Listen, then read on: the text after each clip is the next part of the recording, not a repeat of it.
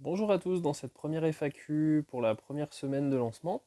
Donc j'ai pas eu de questions particulières pour celle-ci. Donc ce que je vais faire, c'est que je vais répondre à un point qui me semblait intéressant d'éclaircir un petit peu. Ce point, c'est le fait qu'il y a beaucoup d'exercices, vous avez dû remarquer, où on est à plat dos sur cette première semaine. Donc je voudrais expliquer un petit peu sur quoi je me base sur ça, en quoi c'est intéressant de faire ces exercices à plat dos, même si ça paraît peut-être pour certaines personnes un peu bizarre d'être autant sur le sol.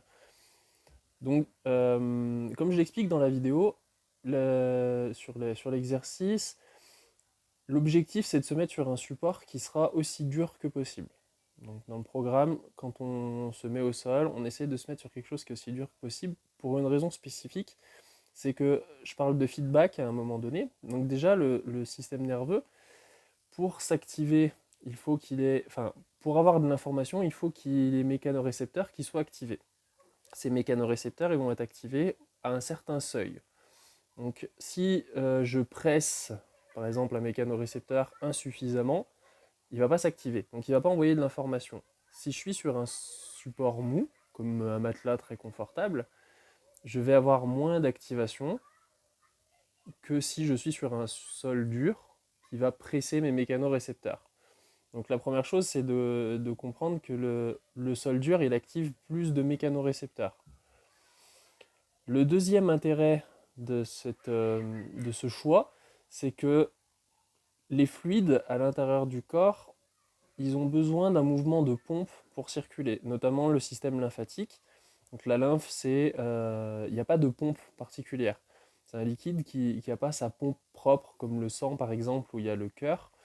La lymphe, il lui faut du mouvement pour circuler.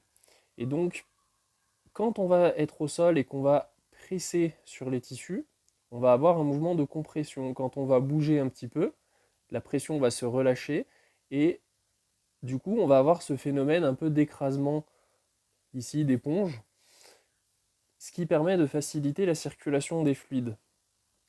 Les problèmes de rétention de fluides et de mauvaise circulation lymphatique, ça peut engendrer des douleurs, ça peut engendrer tout un tas de problématiques. Donc, se mettre au sol et bouger sur un sol dur, ça a un intérêt à la fois du point de vue neurologique, puisqu'on active des mécanorécepteurs qui ne seraient pas forcément activés sur un sol mou, et ça facilite la circulation des fluides du moment où on est en mouvement. Voilà, je vous encourage déjà dans un premier temps à bien sélectionner un sol aussi dur que possible que votre corps peut le supporter. Pour le temps qu'on y passe au début, c'est pas énorme, donc autant prendre quelque chose d'assez dur. Ensuite, du point de vue, alors là c'est plus dans le cadre théorique, j'ai pas d'études scientifiques qui va dire que c'est intéressant. Moi dans ma pratique personnelle, je l'ai toujours noté comme très intéressant, c'est le fait de revenir à des étapes de l'enfance, donc même du développement de l'enfant tout bébé. Un des premiers trucs que l'enfant bébé fait, c'est être à plat dos, on le met à plat dos, et puis il va découvrir son environnement à plat dos, il va se déplacer petit à petit quand il pourra se déplacer. Et en fait, en revenant à ces étapes-là, on permet. Ah, des fois, il y en a qui vont dire c'est un espèce de reset ou je sais pas quoi. Je n'irai pas jusqu'à là, parce qu'il n'y a aucune preuve d'un reset du système nerveux.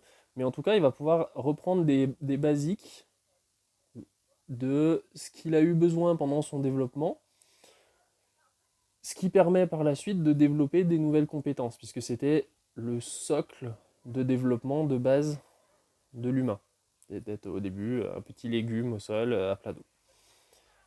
Ensuite, par exemple, sur les étapes de développement supérieur, il va passer à plat ventre et puis commencer à décoller la tête, ce genre de choses. Donc l'étape plat dos, finalement, c'est une étape très très basique au tout début du développement. Il se passe beaucoup de choses à ce moment-là. Donc moi, de ce que j'ai vu de mon expérience personnelle, ça marche extrêmement bien pour les problèmes de douleur, de réhabilitation, de faire repasser par des étapes du développement. Pourquoi? Voilà, j'ai mes théories, j'observe juste que ça fonctionne bien. Il y a des théories sur les réflexes primordiaux, primitifs ou ce qu'on veut. Voilà, il y a plein de théories là-dessus.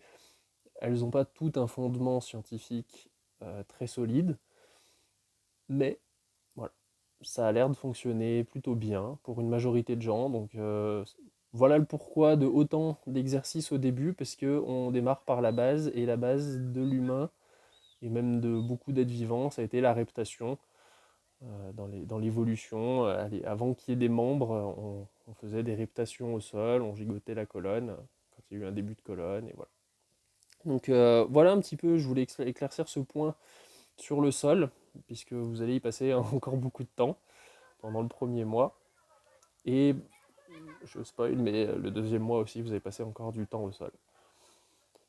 Ensuite, je voulais éclaircir un petit peu sur la douleur, puisque dans les vidéos de présentation avant le programme, j'ai pas forcément parlé beaucoup sur la douleur. Donc, si vous êtes une personne qui a des douleurs chroniques et que vous faites ce programme, automatiquement, il va y avoir des douleurs qui vont, enfin, pas automatiquement, mais probablement se réveiller. C'est pas grave, il faut pas en avoir peur, parce que le corps, il va relancer des mécanismes de protection. Ce qu'il faut, c'est que ça ne se relance pas sur des semaines.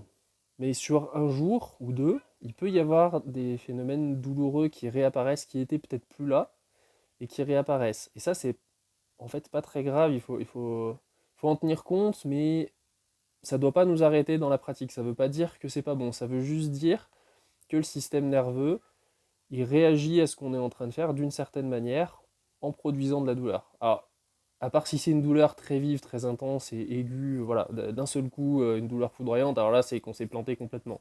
Mais si ça relance après la séance, je sens une légère inflammation, une petite gêne que j'avais pas depuis très longtemps, en fait, c'est possible que ce soit le signe que le système nerveux, juste, il est réagi à l'entraînement. Et c'est positif, en fait. C'est pas forcément négatif de se dire le système nerveux a réagi en essayant de se protéger un peu.